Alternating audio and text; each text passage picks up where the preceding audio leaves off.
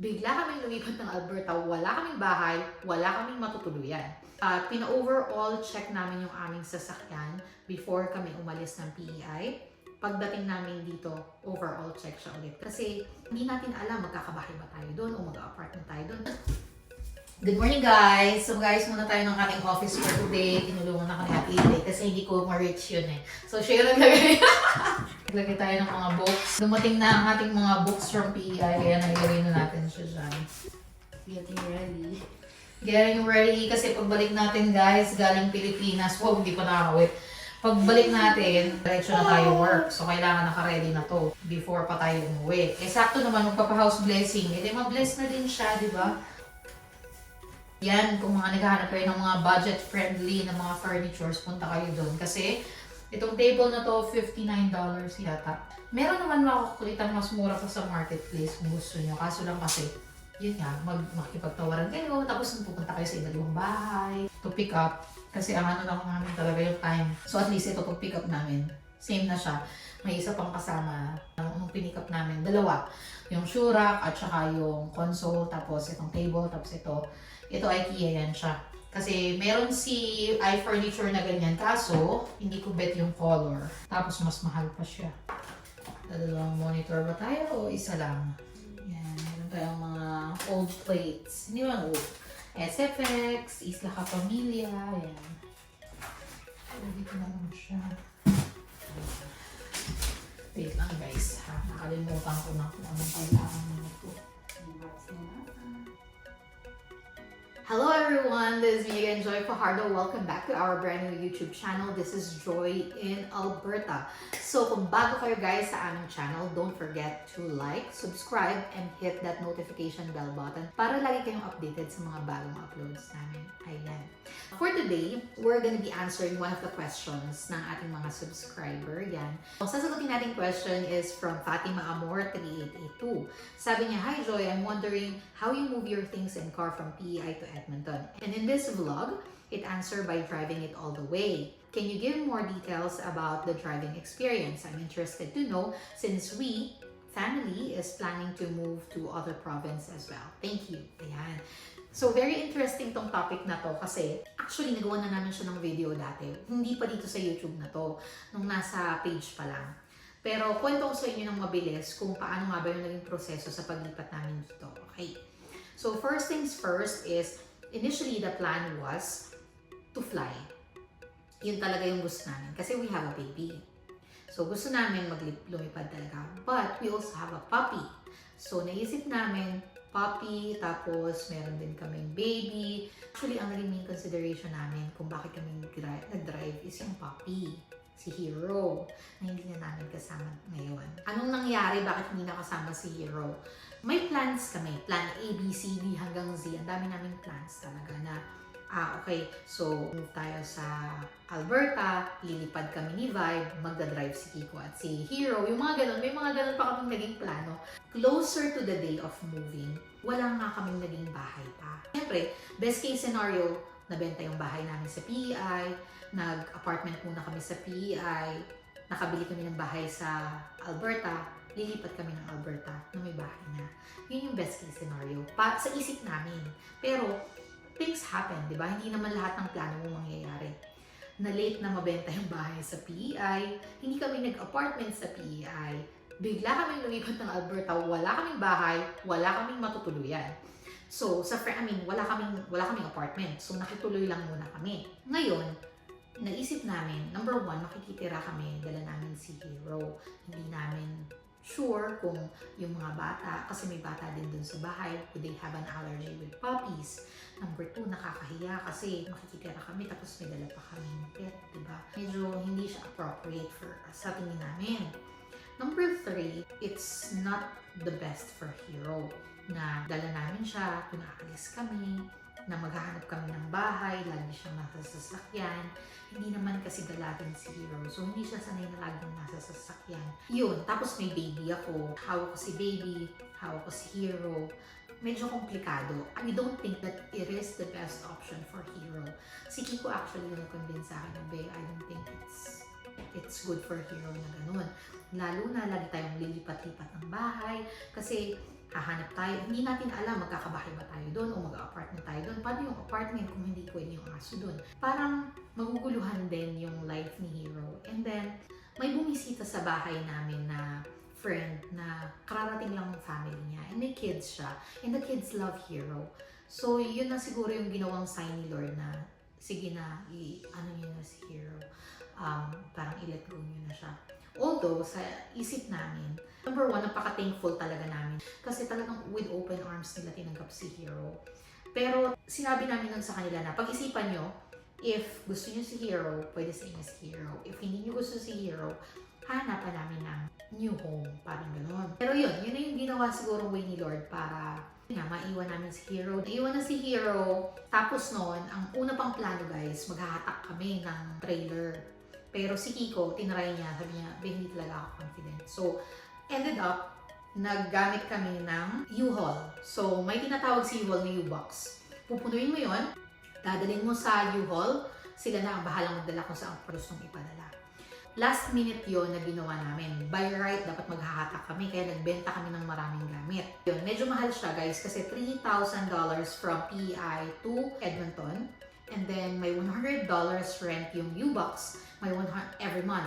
So, nakadalawang buwan kami kasi nung kikitira kami, hindi namin pinadeliver yung U-Box. Pinakit namin siya sa storage nila. So, $100 yun for every month. Yung $100 rent is for 1 month including storage. So, naka $200 kami, tapos $3,000 yung pagpapadala dito. Yun yung U-Box. Okay? So, naka-U-Box na nga kami. Too late na para mag-book kami ng flight at may sasakyan kami, too late na rin kasi hindi na namin yun maibibenta. Kailangan na namin siyang i-drive. Brand new din naman yung Mitsubishi, kaya nakakahinayang din na biglang ile-let go namin siya. So, dinrive na lang namin siya. We drove for 7 days. Having said that we have a baby, talagang nag-take time kami. 8 hours a day or less than 8 hours a day. Meron lang isang araw na sabi ko medyo mahaba yung travel namin. Kaya siya probably ng 6 days, pero kasi nag-stop over kami ng Toronto para mag-quick city tour. Ginamit ko nun guys para magplano kung saan kami hihinto. I see ChatGPT. Okay? Ganun yun siya. Ginamit ko si ChatGPT. Sabi ko, ChatGPT, create a itinerary for us. I only want to drive for 8 hours. Let me know kung saan ang stopover namin. Provide cheap but safe mga hotels, options, every stop. Meron mga stops na hindi ko masyadong bet. So, ang mai-recommend ko lang sana sa inyo ay talagang do your research in terms of where you will stop. Ang inista pa namin ay Super 8. Yun. So, 3 Super 8 yung okay. Isang Super 8 yung hindi masyadong okay. So, again, just do your research kung at saka maniwala kayo sa Google reviews talaga. So, punta kayo sa Google, tingnan nyo yung location. If may makita kayo na hindi masyadong okay, just find an alternative. Kaysa matulad kayo sa amin, learning na to guys, na we paid twice for the hotel. Kasi nga, umalis kami at lumipat kami sa mas okay na hotel. So, be careful sa location kung nasaan yung hotel. The drive is okay. We stop a lot kasi may baby nga kami. Tapos si Kiko minsan, inaantok ako, mag-stop ako. Nag-iiglip siya, ganon. So, makinig kayo sa sinasabi ng katawan nyo. Kung pagod, stop, rest. Kung gugutom, stop, eat. Diba? So, hindi naman kailangan talagang masunod ang itinerary kung wala kayong hinahabol. So kami, wala kami hinahabol nun. So pagka kailangan hihinto talaga. So merong itinerary but be flexible din. So usually, tumatawag ako sa hotel in the morning or yung pag-alis namin dun sa hotel na kunwari, nag-stop kami ng first night. So kinabukasan, second day. Pag-alis namin sa hotel, we'll pray the rosary led by Ate Christine. Ayan. We'll pray the rosary and then after namin mag-rosary, tawag na ako sa hotel. May available ba kayo? We'll book, blah, blah, blah. Or, sometimes online kung walang phone. Pero mas prefer ko ang phone. So, yun. Depende sa inyo kung ano ang... Yung tip na yun ay nakuha ko lang din sa isa naming friend na nag-move. So, ganun yung ginagawa nila. Every time na alis sila ng hotel, nun pa lang sila nag-book ng next hotel. Kasi aalamin mo na ano yung ika-8 hours, ano yung ika-7 hour, alam mo na kung kailan kayo dadating doon, kung saang location yung dadating nyo. So, ang tip ko lang is, you can use ChatGPT as a guide but don't rely heavily on it. Kami kasi wala akong time masyado nung time na yun. So talagang si ChatGPT ang pinagawa ko at in-screenshot ko lang siya. Sabi ko, okay, dito na tayo. Ayun. Tapos, yun nga, trailer, if you have kids, hindi masyadong, lalo na kung dadaan kayo dun sa Thunder Bay, medyo pa zigzag ng konti.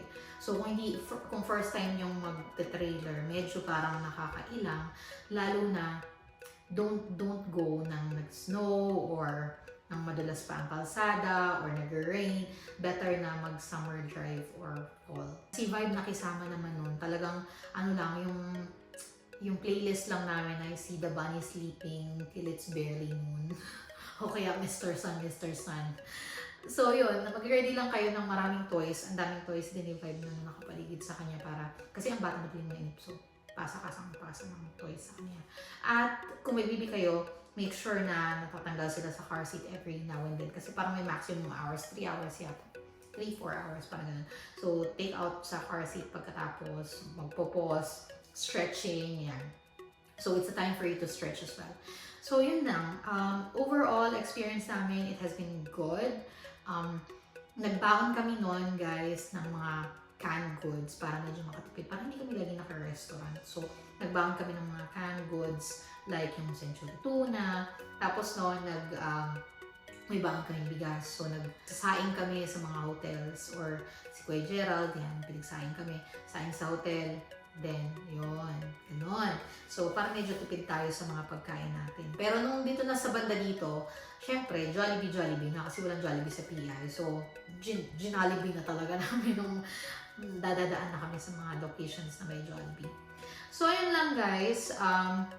Kung may iba pa kayong tanong about sa driving dito, make sure guys na change oil, tamang tires, meron kayo lahat ng brakes. Pina-overall check namin yung aming sasakyan before kami umalis ng PEI. Pagdating namin dito, overall check siya ulit. Kasi parang after namin i-drive yun, change oil na ulit. Parang ganun. Last season na nung aming tires. So yung ginamit naming tires, parang pangatlong season na niya. So pagdating namin dito, tapon na siya, hindi na siya magamit kasi talagang upod na siya, di ba?